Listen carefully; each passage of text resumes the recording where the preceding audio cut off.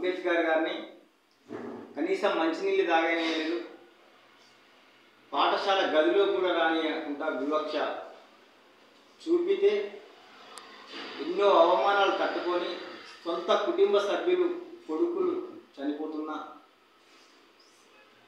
చేసుకున్న భార్య చనిపోతున్నా కానీ ఈ కోట్ల ప్రజలకు బీద బిడుగు బలహీన వర్గాలు ఎస్సీ ఎస్టీలకు ఒక ఆర్తి కర్పూరంలాగా కరిగిపోకుంటూ రాజ్యాంగాన్ని రాసి అవమానాలను ఎదుర్కొని రాజ్యాంగాన్ని రాసి భారతదేశానికి ఒక బహుమతిగా ఇచ్చిపోయిన అంబేద్కర్ గారి యొక్క పేరును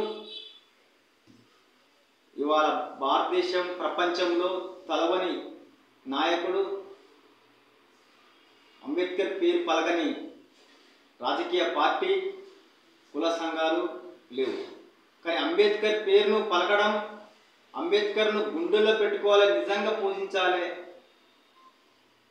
దేవుళ్ళను పూజిస్తే తప్పు లేదు అని నమ్మకం. కానీ ఇవాళ మహిళలకు కానీ యువత కానీ అనేక సబ్బండ వర్గాలు కూడా ఇవాళ రాజ్యాంగాన్ని ఉపయోగించుకొని మత స్వాతంత్ర్యం, వాక్ స్వాతంత్ర్యం, సమానత్వం, సామాజిక న్యాయం ఇవన్నీ కూడా అంబేద్కర్ రాసిన రాజ్యాంగం ద్వారానే. ఆ రాజ్యాంగమే ఇలా ప్రతి ఒక్కరికి కూడా ఒక రక్షణ కవచంలాగా ఉంది. ఇలా అగ్రవర్ణాలు కూడా ఆ రాజ్యాంగాన్ని ద్వారానే ఇలా ఈ దేశంలో బ్రతకగలుగుతున్నారు.